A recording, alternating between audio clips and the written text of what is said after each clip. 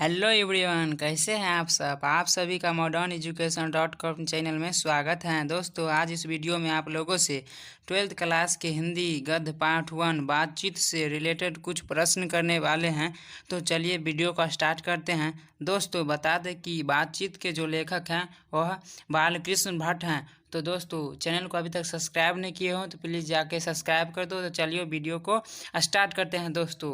तो चलिए क्वेश्चन पर पहला प्रश्न पूछा जा रहा है दोस्तों।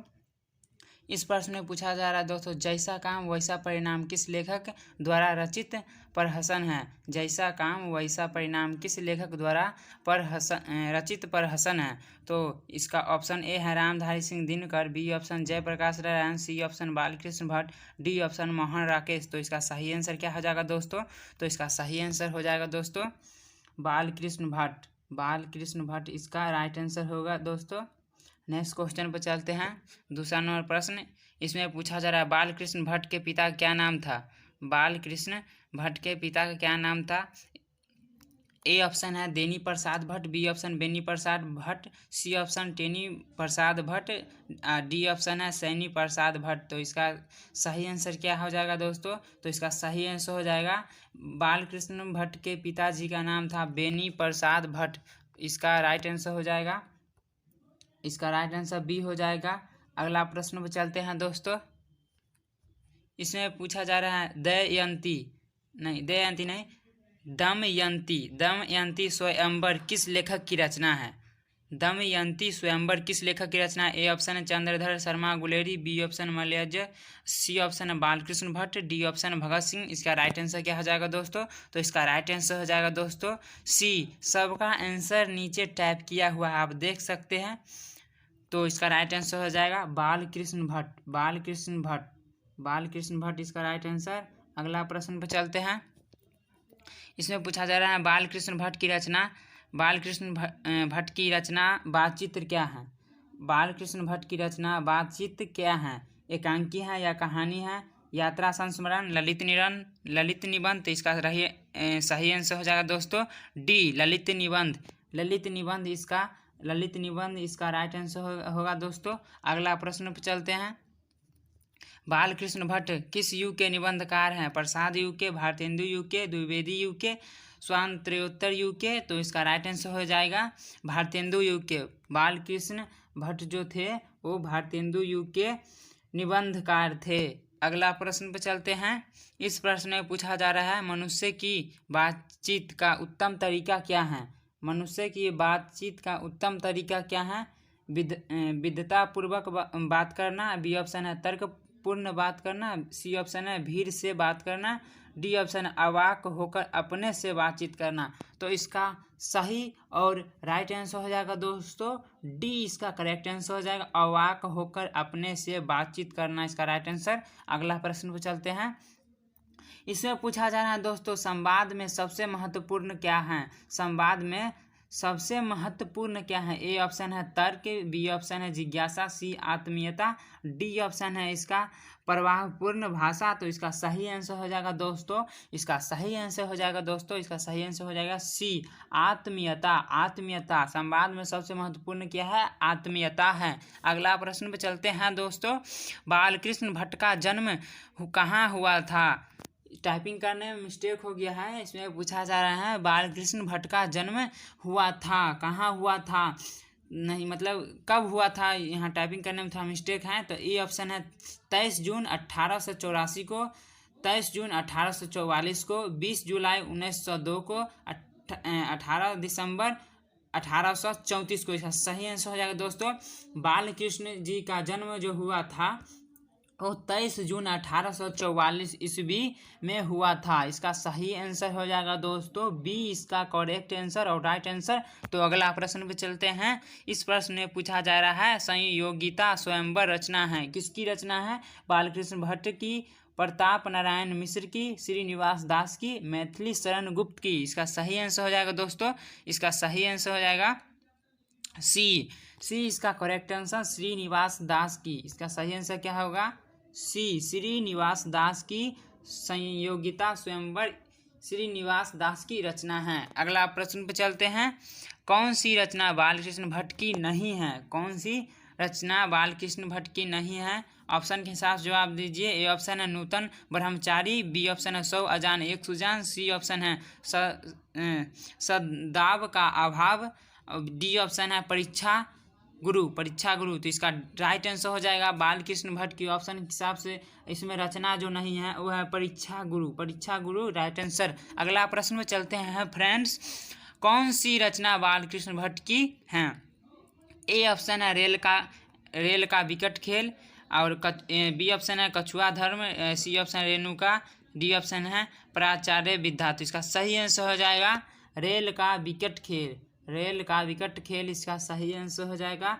अगला प्रश्न पे चलते हैं दोस्तों, इसमें पूछा जा रहा है बालकृष्ण भट्ट ने कौन सा मासिक पत्र निकाला था? A option Pratap, B option Karmaveer, C option है हिंदी प्रदीप, डी ऑप्शन ज्योत्सना। तो इसका सही आंसर हो जाएगा दोस्तों, इसका सही आंसर हो जाएगा सी, इसका राइट आंसर होगा हिंदी प्रदीप, इसका राइट आंसर। अगला प्रश्न पे चलते हैं दोस्तों, बातचीत किस विधा की रचना है? ए ऑप्शन आलोचना, बी ऑप्शन गीत, सी ऑप्शन शोध, डी ऑप्शन निबंध। तो इसका सही आंसर हो जाएगा दोस्तों निबंध। बातचीत जो रचना है वो क्या है? वो है निबंध। अगला प्रश्न चलते हैं दोस्तों, अगला प्रश्न में पूछा जा रहा है रॉबिन्सन क्रशो ने 16 वर्ष के उपरांत किसके मुख से एक बात सुनी? तो इसका राइट आंसर क्या हो जाएगा दोस्तों?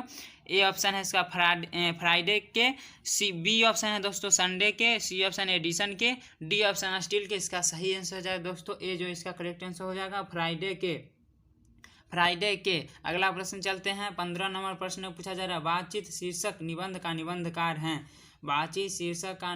निबंधकार हैं। जब हम इंट्रोडक्शन दे रहे थे वीडियो का स्टार्ट करने से पहले तो हम बताए थे, आप लोग अगर सही से ध्यान दिए होंगे तो इसका राइट जवाब दे सकते हैं। तो चलिए इसका राइट आंसर बता देते हैं। ऑप्शन देख लीजिए आप, ए ऑप्शन है Jayaprakash Narayan, B option Mohan Rakesh, C option Namvar Singh, और डी ऑप्शन है इसका बालकृष्ण भट्ट। तो इसका राइट आंसर क्या होगा दोस्तों? इसका राइट आंसर हो जाएगा डी, इसका राइट आंसर हो जाएगा बालकृष्ण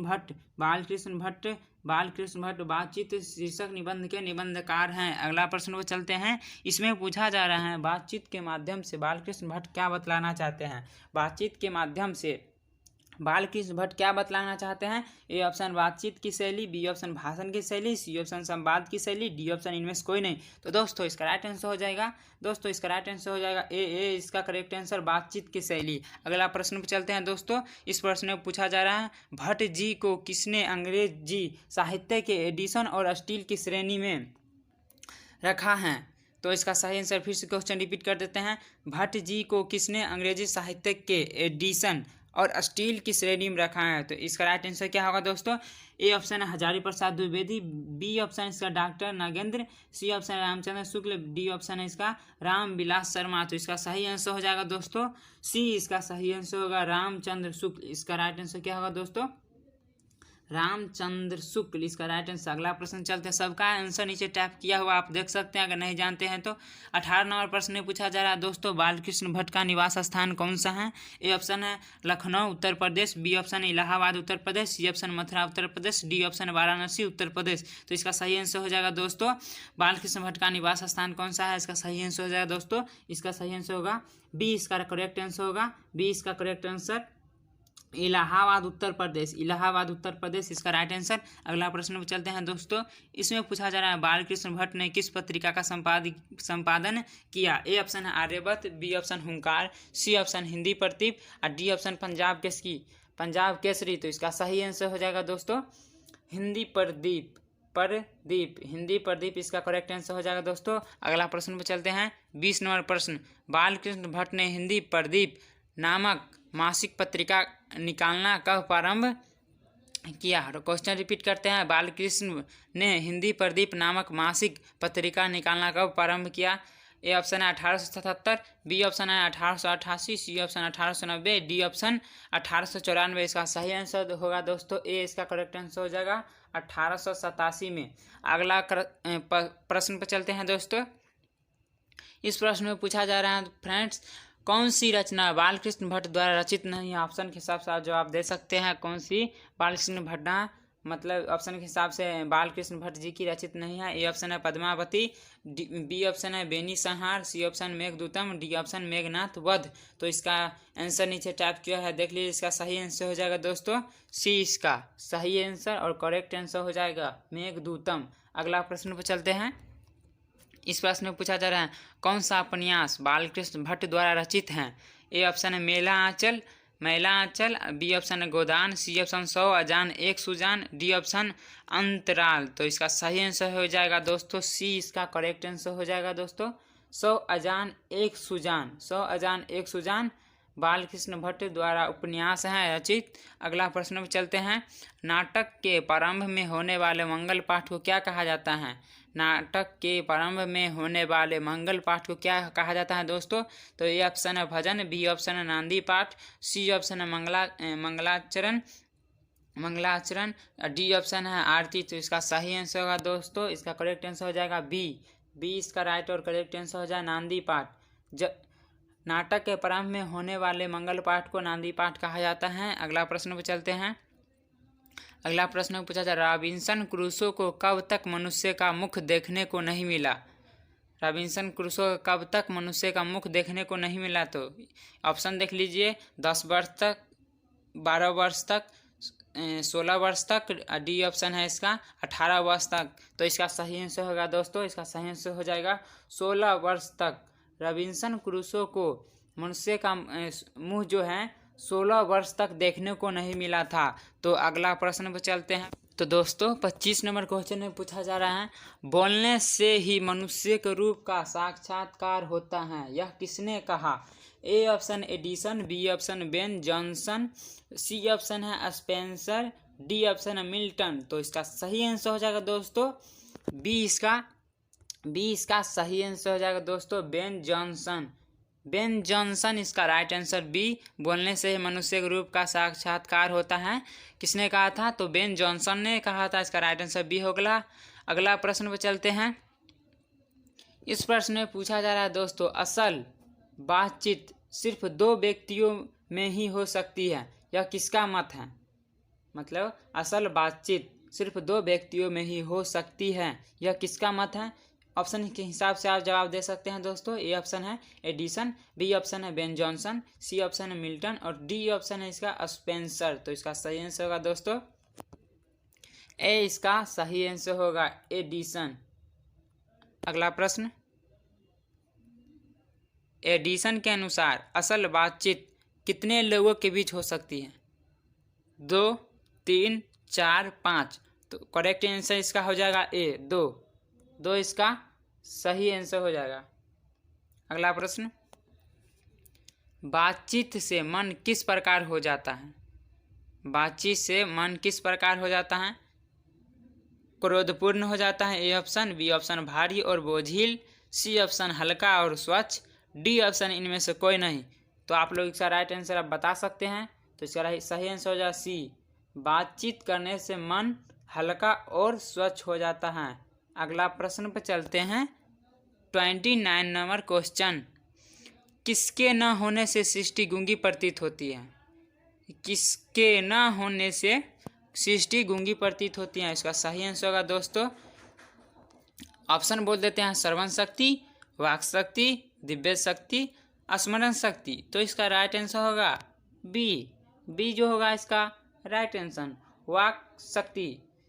वाक शक्ति न होने से सृष्टि गूंगी प्रतीत होती है। अगला प्रश्न चलते हैं दोस्तों। 30 number question, art of conversation कहाँ के लोगों में सर्वाधिक प्रचलित है।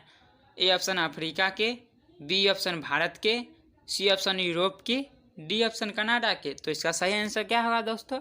तो इसका राइट आंसर होगा यूरोप के। अगला प्रश्न, बालकृष्ण किस काल के रचनाकार हैं। आदिकाल के, भक्ति काल के, रीति काल के, आधुनिक काल के। तो इसका सही आंसर क्या हो जाएगा दोस्तों।